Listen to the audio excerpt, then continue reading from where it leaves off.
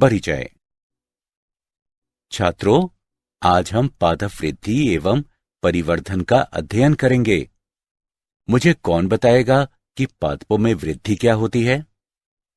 Sir, कोशिकाओं के आकार तथा लंबाई में वृद्धि होना पादप वृद्धि को दर्शाता है।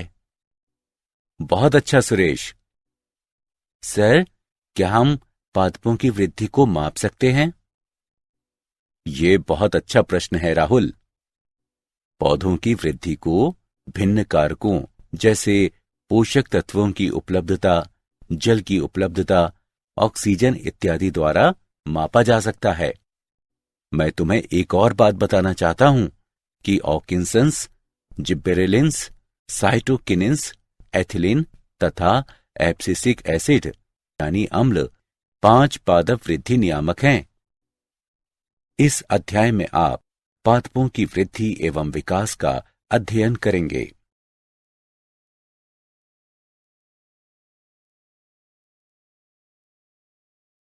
उद्देश्य।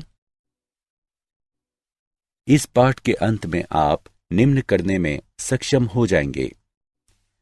पादपों में वृद्धि का वर्णन करना, वृद्धि के चरणों की व्याख्या करना, वृद्धि दर को परिभाषित करना, वृद्धि की मात्रात्मक तुलना को समझना, वृद्धि के लिए दशाओं का वर्णन करना, विभेदन, निर्विभेदन तथा पुनर्विभेदन को परिभाषित करना, परिवर्धन को परिभाषित करना, पादप वृद्धि नियामक का वर्णन करना, दीप्तिकालिता की व्याख्या करना और वसंतीकरण की व्याख्या करना।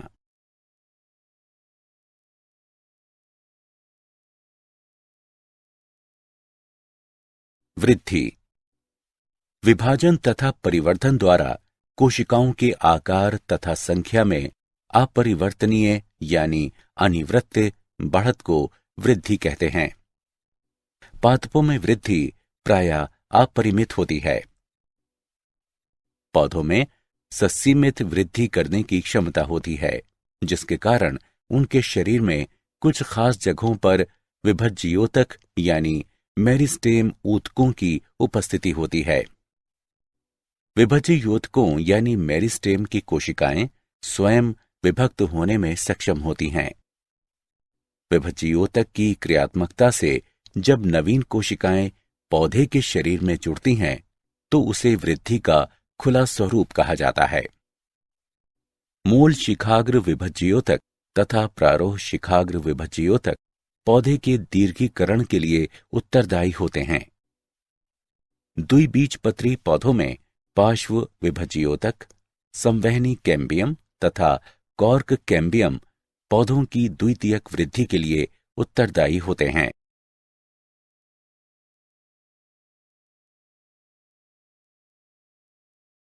वृद्धि माप योग्य है। पौधे की वृद्धि को भिन्न कारकों जैसे कोशिकाओं की संख्या, ताजी भार वृद्धि, शुष्क भार वृद्धि, कोशिका के आकार में वृद्धि आदि द्वारा मापा जा सकता है। उदाहरण के लिए, तरबूज की कोशिकाओं का आकार 3.5 लाख गुना तक बढ़ सकता है। पृष्ठीय क्षेत्रफल में बढ़ोतरी पत्तियों की वृद्धि को दर्शाती है।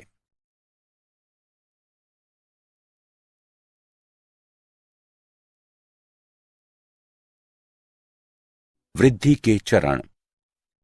वृद्धि की अवधि को 3 चरणों में विभक्त किया गया है। विभज्ययोतकीय, दीर्घीकरण तथा परिपक्वता। विभज्ययोतकीय चरण। विभज्ययोतकीय चरण में कोशिकाएं मूल शिखाग्र तथा प्रारोह शिखाग्र दोनों में लगातार विभाजित होती हैं। इन क्षेत्रों की कोशिकाएं जीव द्रव्य और व्यापक केंद्रक से भरपूर होती हैं। दीर्घीकरण चरण। इस चरण का उद्देश्य कोशिकाओं का दीर्घीकरण है। परिपक्वता चरण। इस चरण में कोशिकाएं अपने पूर्ण आकार, रूप तथा संरचना को पाने के लिए परिपक्व हो जाती हैं।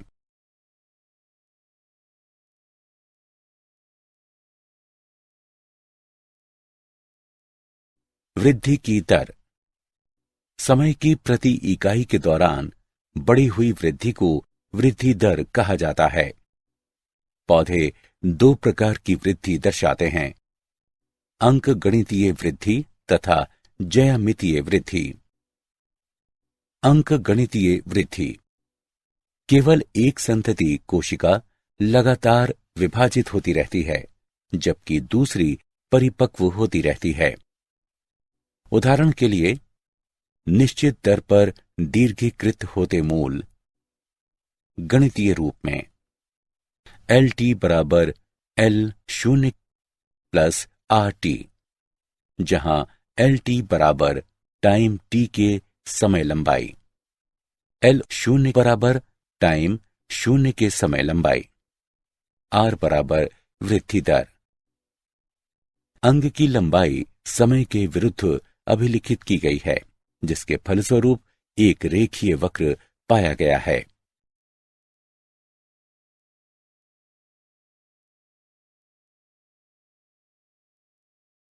ज्यामितीय वृद्धि। प्रारंभिक वृद्धि धीमी होती है, जिसके बाद वृद्धि तेजी से बढ़ने लगती है तथा इसके बाद के चरण में वृद्धि फिर से धीमी हो जाती है। सभी कोशिकाएं, ऊतक तथा अंग इस तरह की वृद्धि को दर्शाते हैं।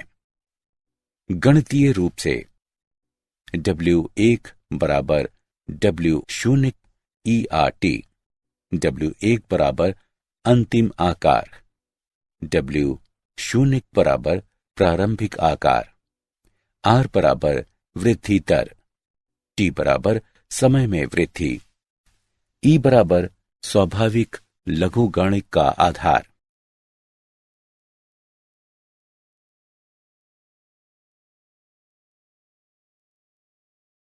वृद्धि की मात्रात्मक तुलना। वृद्धि की मात्रात्मक तुलना के दो तरीके हैं, परम यानी निरपेक्षिक वृद्धि दर तथा सापेक्षिक वृद्धि दर। मापन और प्रति यूनिट टाइम की कुल वृद्धि की तुलना परम वृद्धि दर कहलाती है। परम वृद्धि को A1 तथा B1 पत्तियों के निर्माण के लिए A तथा B पत्तियों को क्षेत्रों में दर्शाया गया है।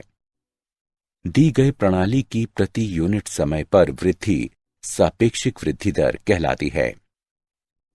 दिए गए चित्र में दोनों पत्तियों में 20 सेंटीमीटर वर्ग की वृद्धि हुई है, लेकिन पत्ती A में अपेक्षाकृत अधिक वृद्धि हुई है।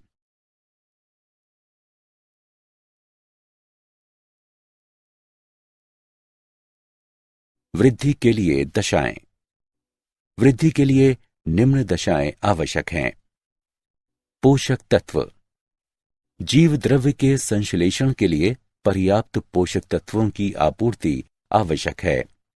ये ऊर्जा के स्रोत की तरह कार्य करता है। जल। वृद्धि के लिए जल की समुचित आपूर्ति आवश्यक है। ये कोशिका की स्फीति को बनाए रखता है, जो कि वृद्धि को बढ़ाता है। ये एंजाइमी अभिक्रियाओं को माध्यम भी प्रदान करता है। ऑक्सीजन। ये श्वसन तथा ऊर्जा के निष्कासन के लिए अनिवार्य है। ताप। वृद्धि के लिए सर्वाधिक वांछनीय ताप इष्टतम ताप कहलाता है, जो कि 28 डिग्री सेल्सियस से 30 डिग्री सेल्सियस तक होता है। 45 डिग्री सेल्सियस से अधिक ताप जीव द्रव्य को क्षति पहुंचाता है तथा वृद्धि को रोक देता है।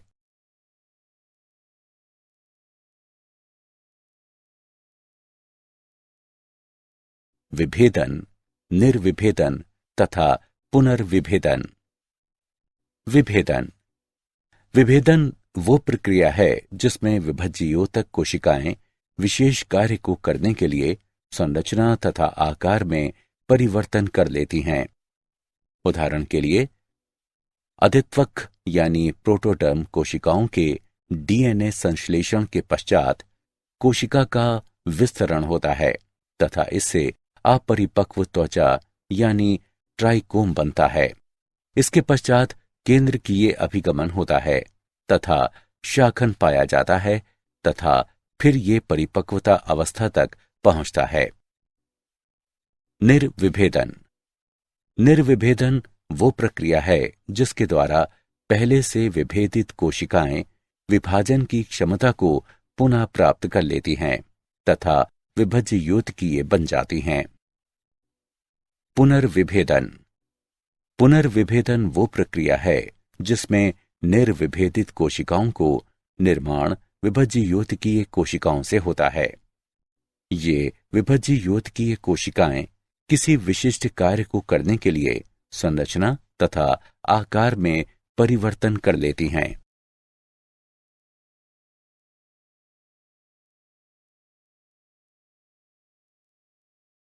परिवर्धन। परिवर्धन के अंतर्गत एक जीव के जीवन चक्र में आने वाले वे सारे बदलाव शामिल हैं जो बीजांकुरण एवं परिपक्वता के बीच संगठन की निम्न दशा से उच्च दशा में आते हैं। पौधे जीवन के विभिन्न चरणों में भिन्न पथों का अनुसरण करते हैं ताकि विभिन्न तरह की संरचनाओं का गठन कर सकें। इस क्षमता को प्लास्टिसिटी कहते हैं। यदि भिन्न आकार वाली पत्तियां एक पौधे के समान अथवा भिन्न प्रारूप पर उपस्थित होती हैं तो ये अवस्था विषमपर्णता कहलाती है। उदाहरण के लिए लार्कस्पर एवं बटरकप।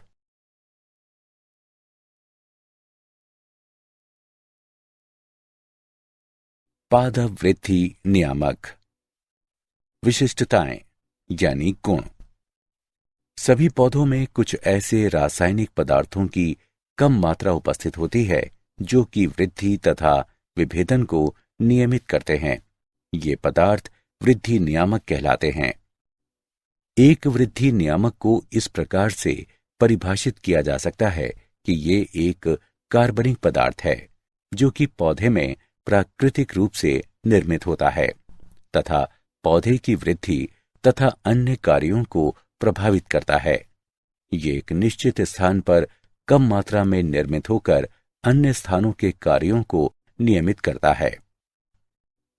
ये हैं ऑकिसंस, जिब्बेरेलिन्स, साइटोकिनिन्स, एथिलीन तथा एब्सिसिक एसिड यानी अम्ल।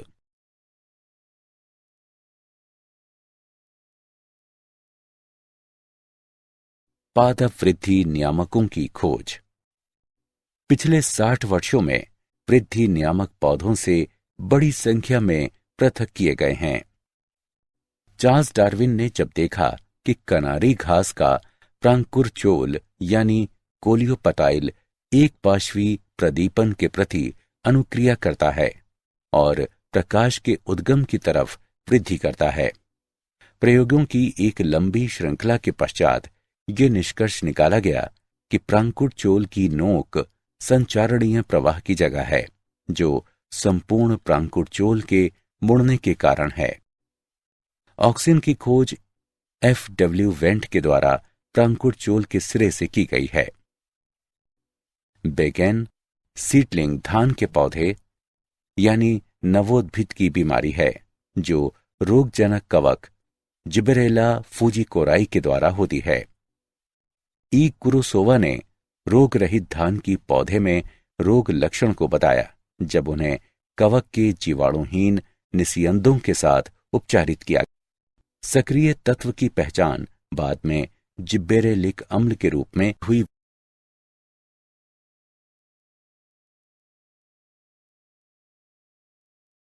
पादप वृद्धि नियामकों की खोज। एफ स्कूग तथा उनके सहकर्मियों ने देखा कि तंबाकू के तने के अंतर्पर्व खंड से अविभेदित कोशिकाओं का समूह तभी प्रचुरित हुआ जब ऑकिंसंस के अलावा मीडियम में वाहिका ऊतकों के सत्व या यीस्ट सत्व रूप में दिया गया। स्कूग और मिलर ने साइटोकाइनेसिस को बढ़ावा देने वाले इस तत्व को पहचाना और काइनेट नाम दिया। 3 अलग अलग वैज्ञानिकों ने स्वतंत्र रूप से 3 तरह के निरोधक का शुद्धिकरण एवं उसका रासायनिक स्वरूप प्रस्तुत किया। वे निरोधक बी, बिल्गन सेकंड एवं डोरमेन हैं। बाद में ये तीनों रासायनिक रूप से समान पाए गए। इसका नामकरण एब्सिसिक अम्ल के रूप में किया गया। यह सुनिश्चित किया गया कि पके हुए संतरों से निकला हुआ एक वाष्पशील तत्व पास में रखे बिना पके हुए केलों को शीघ्रता में पकाता है। बाद में यह वाष्पशील तत्व एथिलीन के नाम से जाना गया।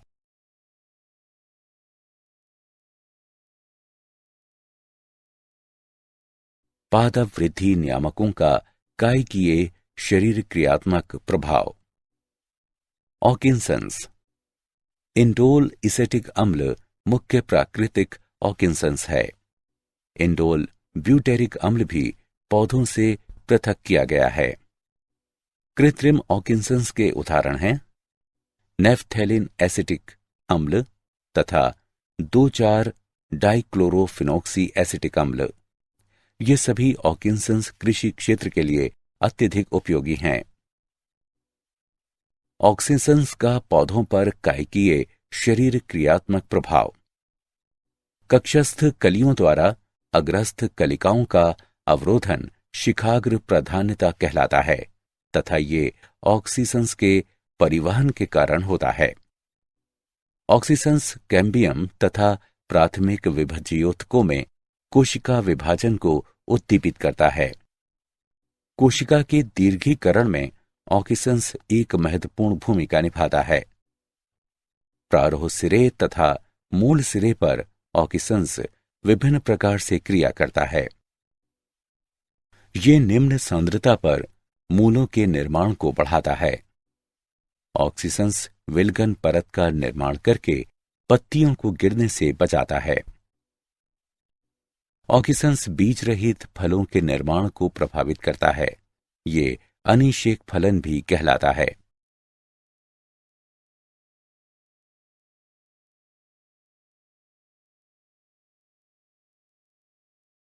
जिब्बेरेलिंस। जिब्बेरेलिंस पादप वृद्धि नियामकों की श्रेणी में आता है। जिब्बेरेलिंस का पौधों पर कायकीय शरीर क्रियात्मक प्रभाव। जिब्बेरेलिंस तने के दीर्घीकरण तथा पत्ती के फैलाव को बढ़ावा देता है, लेकिन ये मूलों यानी जड़ों पर कोई प्रभाव नहीं डालता। जिब्बेरेलिंस सलाद, अनाजों आदि में बीज अंकुरण को प्रोत्साहित करता है। जिब्बेरेलिंस के साथ उपचार करने पर मटर, फली, टमाटर, काली मिर्च, खीरा, सलाद तथा पत्ता गोभी, इन सभी पौधों में पत्तियां चौड़ी तथा लंबी हो जाती हैं। जिब्बेरेलिंस कलियों तथा प्रकंद की प्रसुप्ति को रोक देता है, लेकिन मूल प्रकंद में जिब्बेरेलिंक अम्ल का प्रयोग मूल प्रकंद के विकास को अवरुद्ध करता है। जिब्बेरेलिंस टमाटर, सेब इत्यादि में अनिषेक फलन को उत्पन्न करता है।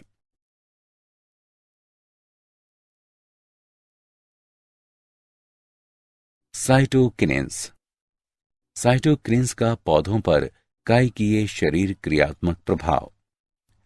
ऑक्सीसंस की उपस्थिति में साइटोकिनेंस कोशिका विभाजन को उद्दीपित करता है, यहां तक कि अविभज्योतकीय ऊतकों में भी। मृदूतक यानी पेरेन्काइमा ऊतक संवर्धन में जब ऑक्सीसंस तथा साइटोकिनेंस उपस्थित होते हैं तो समसूत्रीय विभाजन तीव्र हो जाता है। ये अनेक बीजों की प्रसुप्ति को तोड़ता है तथा उनके अंकुरण को बढ़ावा देता है। ये पार्श्व कलियों की वृद्धि को भी बढ़ावा देता है। साइटोकिनेंस प्रोटीन संश्लेषण को नियंत्रित करके पादप अंगों में जीर्ण की प्रक्रिया को कम करता है। ये पादप कोशिकाओं में लवण के संचयन में भी सहायक है।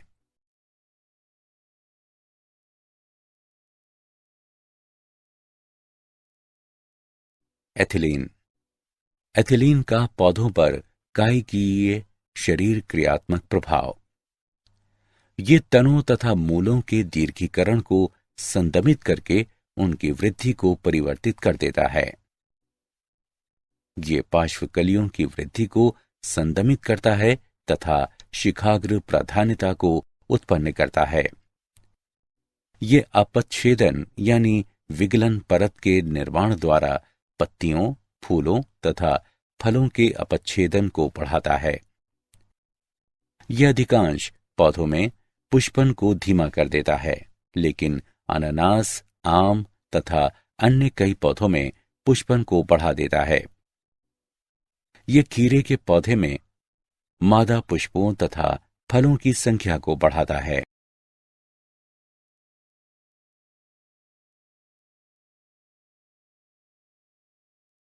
एब्सिसिक अम्ल।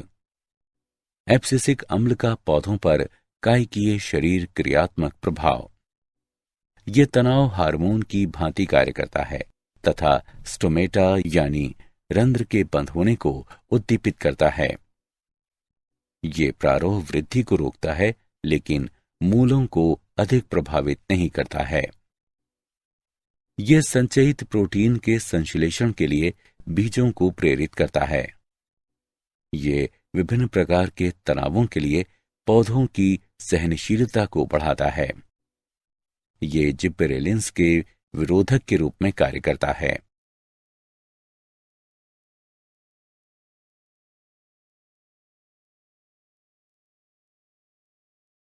दीप्ति कालिता। कुछ पौधों में पुष्पन सिर्फ प्रकाश और अंधकार की अवधि पर ही निर्भर नहीं करता, बल्कि उसकी सापेक्षिक अवधि पर निर्भर करता है। इस घटना को दीप्ति कालिता कहते हैं। आवृत्तबीजी पौधों के पुष्पन की प्रतिक्रिया को 3 श्रेणियों में बांटा गया है। अल्प प्रदीप्तकाली पौधे। ये पौधे पुष्पन तब प्रारंभ करते हैं जब दिन में यानी प्रकाश की अवधि एक निश्चित क्रांति अवधि की तुलना में कम यानी छोटी होती है। यदि इन पौधों का एक निश्चित क्रांतिक अवधि की तुलना में अधिक अवधि पर छोड़ दिया जाए तो ये कायिक बने रहेंगे। अल्प प्रदीप्तकाली पौधों के उदाहरण कॉस्मोस, डहेलिया आदि हैं। दीर्घ प्रदीप्तकाली पौधे। जब दिन में प्रकाश की अवधि एक निश्चित क्रांतिक अवधि की तुलना में अधिक होती है, तब ये पौधे पुष्पन को रोक देते हैं। दीर्घ प्रदीप्तकाली पौधों के उदाहरण जौ, गन्ना आदि हैं। तटस्थ प्रदीप्तकाली पौधा। इन पौधों में प्रकाश की अवधि एवं पुष्पन प्रेरित करने में कोई संबंध नहीं होता है। तटस्थ प्रदीप्तकाली पौधों के उदाहरण सूरजमुखी, टमाटर आदि हैं।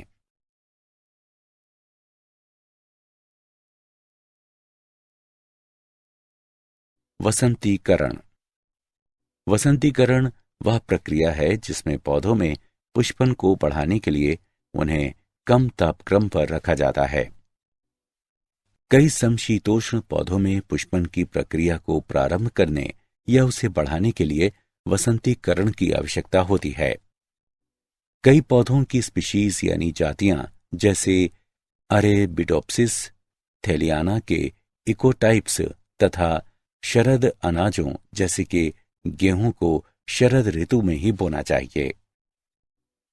अनेक द्विवार्षिक स्पीशीज में वसंतीकरण पाया जाता है, जो कि ताप में भिन्न हो सकता है।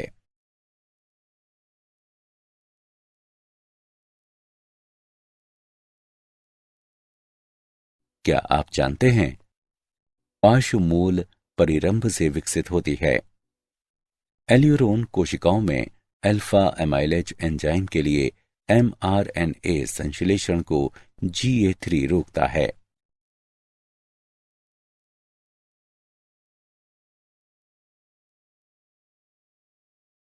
सारांश। आइए हमने जो कुछ सीखा है उसे संक्षेप में दोहराएं।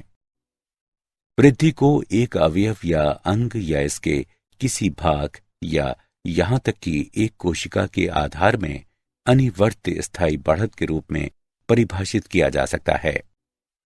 वृद्धि के 3 चरण विभज्ययोतकीय, दीर्घीकरण तथा परिपक्वता हैं। समय की प्रति इकाई के दौरान बढ़ी हुई वृद्धि को वृद्धि दर कहा जाता है। पोषक तत्व जल, ऑक्सीजन, ताप वृद्धि के लिए आवश्यक दशाएं हैं।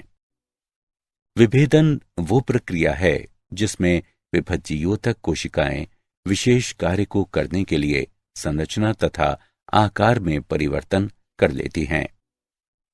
निर्विभेदन वो प्रक्रिया है जिसके द्वारा पहले से विभेदित कोशिकाएं विभाजन की क्षमता को पुनः प्राप्त कर लेती हैं तथा विभज्ययोतकीय बन जाती हैं।